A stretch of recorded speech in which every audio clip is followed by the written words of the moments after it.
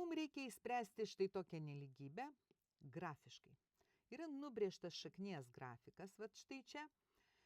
Ir mums reikia rasti šios funkcijos reikšmės, kurios yra mažesnės už 2. Taigi, per tašką 2 mes brėžiame tiesę y lygų 2. Na, tokią tiesę nubrėšime. Storulė tokia tiesė gavosi pas mane. Ir dabar kuriam taške jos čia susikerta. Truputėlį gal kreivokai nupaišiau, bet panašu, kad taške 3. Va. Pažiūrėkime, ar tikrai 3. Patikrinkime. Įrašau čia 3 vietoj x. 3 + 1 = 4, šaknį ištraukiu lygų 2. Taip, tikrai tai yra susikirtimo taško koordinatės. Dabar mums reikia rasti šios funkcijos reikšmės, kurios yra mažesnės už 2.